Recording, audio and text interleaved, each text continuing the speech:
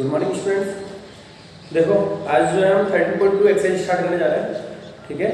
और इसमें जो मेन थ्योरम मेन चीज़ आपकी वो मैंने आपको बार लास्ट लेक्चर में बताया था कि आपको म्यूचुअली एक्सक्लूसिव इवेंट्स एडजस्टिव इवेंट्स का मीनिंग पता होना चाहिए, ठीक है। अब यहाँ एक मल्टीप्लिकेशन थ्योरम क्या बोलता है कि भाई हमने जिस तरह से हमने फाइंड किया था probability of E intersection F, sorry probability of E upon F का हमने फॉर्मूला लिखा था, probability of E intersection F upon probability of F. तो यहां से probability of E intersection F जो है वो ये लिखा जा सकता है probability of F into probability of E intersection F, ठीक है। एक चीज तो ये है मल्टीप्लिकेशन थ्योरम में। दूसरा है आपका इंडिपेंडेंट इवेंट्स। इंडिपेंडेंट इवेंट्स कौन से इवेंट्स होंगे? ऐसे इवेंट्स जिनमें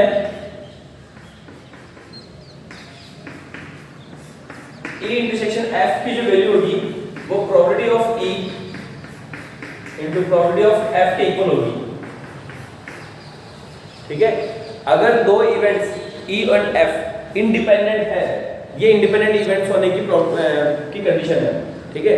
अगर दो इवेंट्स इंडिपेंडेंट है तो क्या होगा, उनका probability of E intersection F की जो वैल्यू होगी वो होगी आपकी probability of E into probability of F, ठीक है। तो अब देखो इसी पे बेस्ड हमारा जो क्वेश्चन है म्यूचुअली एक्सक्लूसिव इवेंट्स। अब म्यूचुअली एक्सक्लूसिव इवेंट्स में क्या होगा, दो ऐसे इवेंट्स जिनमें आपको कोई कॉमन एलिमेंट नहीं हो, मतलब क्या होगा कि ई इंटरसेक्शन एफ की वैल्यू क्या हो जाएगी आपकी 0 हो जाएगी, ठीक है ना। तो वो म्यूचुअली एक्सक्लूसिव भी हमारे यहाँ पे यूज होगा। तो देखो एक्सरसाइज पे आ जाओ, और कोई खास बात इसमें नहीं है। हमारे एक लास्ट जो एक्सरसाइज होगी 13.2 13.3 13.4 और 5 जो है हमने हमारे यहाँ पे सिलेबस में से हटा दी गई है, और 13.5 तो परमानेंट ही हट गई है, और 13.4 जो है फिलहाल इस साल के लिए हटा दी गई है, ठीक है। जो सिलेबस रिड्यूस हुआ है आपका 30% उसमें से आपको हटा दी गई है। फर्स्ट क्वेश्चन देखो, प्रोबेबिलिटी ऑफ ए गिवन है आपको 3/5, प्रोबेबिलिटी ऑफ बी भी गिवन है, find probability of A intersection B if A and B are independent events. तो A and B independent events है, सीधे सीधे हम इसमें वैल्यू पुट कर देंगे यहाँ पे, ठीक है। तो देखो यहाँ से क्या आंसर हो जाएगा फर्स्ट वाले का, आपको गिवन है आपको प्रोबेबिलिटी ऑफ ए गिवन है आपको 3/5, प्रोबेबिलिटी ऑफ बी गिवन है 1/5, then probability of A intersection B will be probability of A into probability of B, ठीक है। तो ये 3/5 into 1/5, ठीक है। यहाँ पर समझना है मैंने ये वाली एंटिटी अप्लाई की इंडिपेंडेंट इवेंट्स होने की। तो A intersection B, हम आपको A intersection B फाइंड करना है, तो सॉल्व करोगे तो यहाँ पर 3/25। सेकंड क्वेश्चन देखो आप, two cards are drawn at random and without replacement from a pack of 52 playing cards, without replacement और with replacement यहाँ आपको नोटिस करना है, ठीक है ना। क्योंकि with replacement का मतलब है कि जो कार्ड हमने निकाला उसको वापस उसी में रख दिया, और without replacement का मतलब है कि जो कार्ड हमने निकाला उसको वापस डेक में नहीं रखा और अलग से वापस दूसरा को कार्ड निकाल रहे हैं, ठीक है। तो यहाँ दो कार्ड जो है 1/1 निकाला है यहाँ से। Find the probability that both the cards are black, दोनों कार्ड ब्लैक है, इसकी प्रोबेबिलिटी हमें निकालनी है, ठीक है। देखो अब यहाँ पे जैसे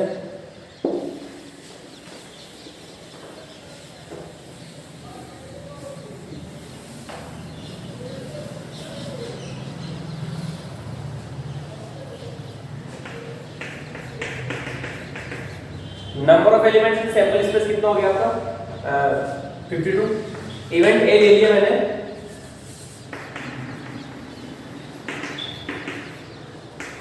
क्या फर्स्ट कार्ड इज ब्लैक, ठीक है। इवेंट बी क्या हो जाएगा सेकंड कार्ड, तो यहां पहले इसकी प्रोबेबिलिटी लिख देता हूं। Probability of sorry number of elements in A कितने हो जाएंगे आपके ब्लैक कार्ड होने के, कितने ब्लैक कार्ड कितने होते हैं 52 में से, तो 26 आपके ब्लैक कार्ड्स होते हैं, ठीक है। तो ये 26, और हम चाहते हैं प्रोबेबिलिटी ऑफ ए भी फाइंड कर सकते हैं। 26 अपॉन 52 दिस इज 1/5, ठीक है। इवेंट बी,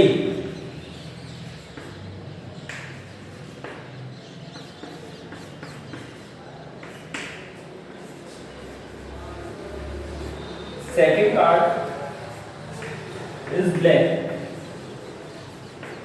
अब सेकंड कार्ड पे आपका ब्लैक है, इसकी क्या प्रोबेबिलिटी होगी? तो number of elements in B, ठीक है, कितने होंगे? तो number of elements in B जो है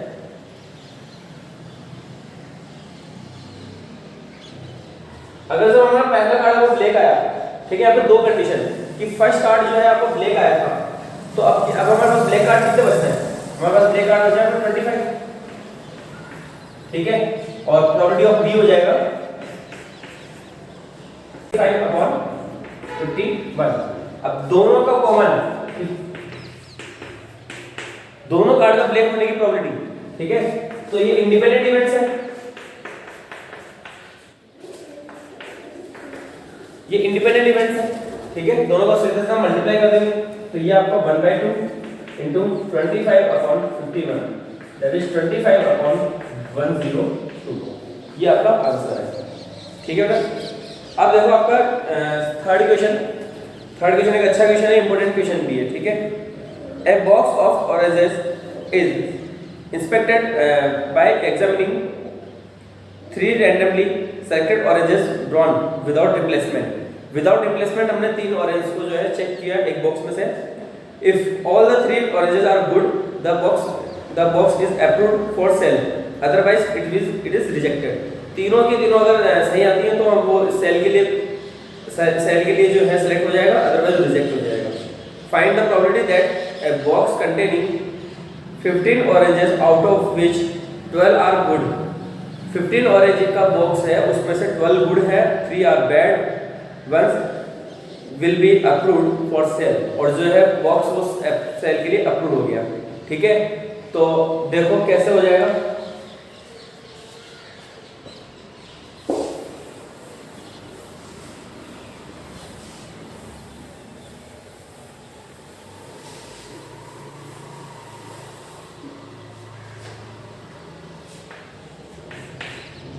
यहाँ पे आपके 3 इवेंट होंगे कि फर्स्ट वाली भी सही है, सेकंड वाली भी सही आ रही है, और थर्ड वाली जो ऑरेंज है वो भी सही आई है, ठीक है।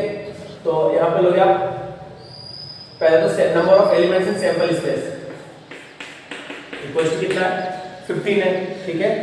इवेंट ए क्या है आपका? फर्स्ट ऑरेंज इज गुड, ठीक है। कितने एलिमेंट्स होंगे इसमें? ए में 12, ठीक है, और प्रोबेबिलिटी कितनी हो जाएगी ए की? 12/15, दैट इज ये 3 से डिवाइड होगा 4/5, ठीक है।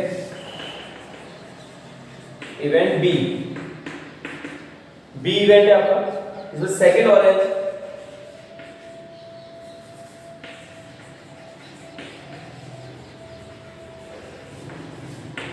is good, तो number of elements in B will be 11, क्योंकि एक गुड जो ऑरेंज है वो पहले से निकल चुकी है इसमें से, ठीक है, और सेकंड भी आपकी गुड है, तो इसकी प्रोबेबिलिटी कितनी है? 11/14, ठीक है। 14 क्यों? क्योंकि विदाउट रिप्लेसमेंट है, एक ऑरेंज इसमें से जो है कम हो गई है, तो 14 दे जाएगा। इवेंट सी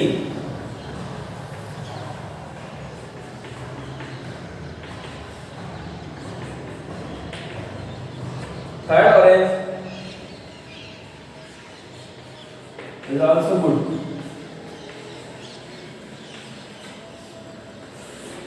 ठीक है। देन प्रोबेबिलिटी ऑफ सी, पहले तो number of elements in C कितना हो जाएगा?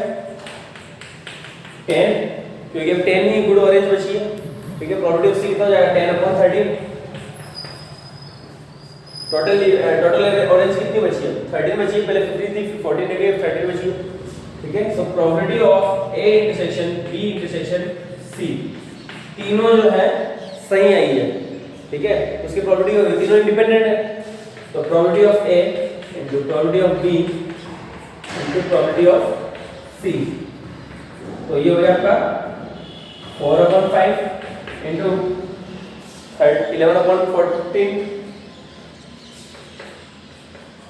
इंटू 10/13, ये 2 टाइम 42 से 7 टाइम। तो ये हो गया हमारे पास 44/91। ठीक है बेटा, तो इस तरह से आपका ये थर्ड क्वेश्चन भी कंप्लीट होगा। फोर्थ क्वेश्चन देखते हैं हम। A fair coin and an unbiased die are tossed. एक फेयर कॉइन और एक अनबाइस्ड डाई को साथ साथ हमने रोल किया, ठीक है। Let A be the event head appears on the coin and B event 3 on the die, ठीक है। क्या बोल रही है, कॉइन पे तो हेड आया और डाई पर 3 आया। Check whether A and B are independent events और नॉट। बिल्कुल इंडिपेंडेंट है, ठीक है, क्योंकि कॉइन पर हेड आने की प्रोबेबिलिटी कितनी है, कॉइन पर हेड आने की प्रोबेबिलिटी हमारे पास 1/2 और डाइस पर 3 आने की प्रोबेबिलिटी कितनी है 1/6, ठीक है। और दोनों का एक साथ आने की प्रोबेबिलिटी, दोनों का एक साथ आने की प्रोबेबिलिटी कितनी है हमारे, अगर दोनों को एक साथ हमने रोल किया है तो टोटल सैंपल स्पेस में कितने एलिमेंट्स होंगे, 12 एलिमेंट्स होंगे, क्योंकि 2 तो इसके और 6 इसके। अब अरेंज करेंगे तो आपके कितने हो जाएंगे, 12 हो जाएंगे, ठीक है। H1 H2 H3 H4 H5 H6 and T1 T2 T3 T4 T5 T6। इस तरह से आपके ये हो गए 12 एलिमेंट्स, और उसमें से एक ही कॉम्बिनेशन होगा जिसमें हेड भी होगा और 3 भी होगा, ओनली एक ही कॉम्बिनेशन होगा, ठीक है। देखो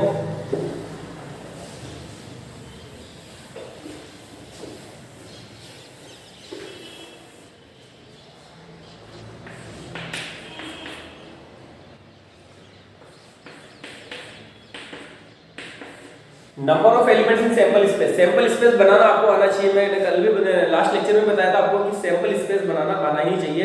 वो चीज़ मैं अभी आपको नहीं समझा पाऊंगा, ठीक है। अगर आपको किसी को समझ में नहीं आ रहा है सैंपल स्पेस बनाना, तो वो आप मेरे पास एक बार जो है मेरे पास आ सकते हो समझने के लिए, ठीक है। मुझे फ़ोन कर लो और जो है टाइम लेकर के आप मुझसे CD प्राइवेट में मिल करके समझ सकते हो, ठीक है। तो number of elements in sample space कितने होंगे, 12 होंगे, ठीक है। अब देखो इवेंट ए क्या है आपका, हेड ऑन द कॉइन, ठीक है। Number of elements in A कितने होंगे, सॉरी 1 ही होगा, और प्रोबेबिलिटी कितनी हो जाएगी इसकी 1/2, ठीक है। सैंपल स्पेस ये वाला नहीं ले रहे हम, केवल एक कॉइन का ले रहे हैं। कॉइन में हेड आने की प्रोबेबिलिटी कितनी होती है 1/2, ठीक है। Event B 3 appears on the die,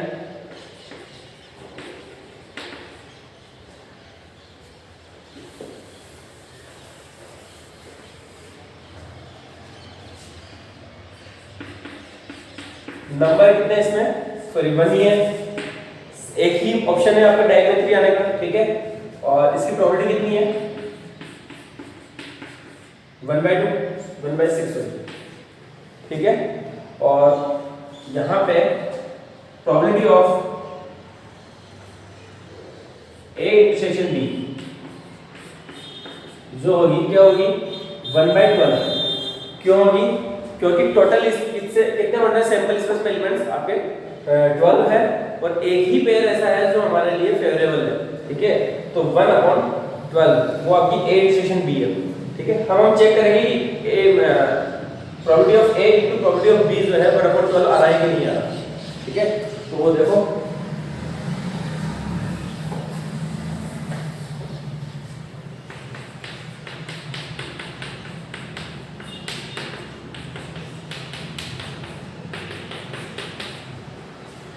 is equal to 1/12, और ये किसके इक्वल आ रहा है probability of A intersection B के।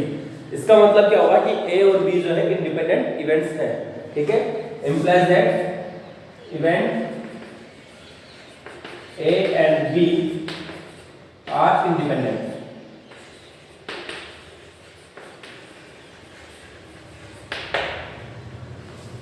that's it। तो ये 4th तक के क्वेश्चन जो है आपको करनी है, और 5th से क्वेश्चन जो है मैं कल करवाता हूँ, ठीक है। मैंने करवा दिए 4 क्वेश्चन, इन्हीं को आपको अच्छे से वापस देखना है, एक बार वापस से रिवाइज करना है और इसके जो एग्जाम्पल है उनको हमें करने की कोशिश करनी है। ठीक है, आज के इतना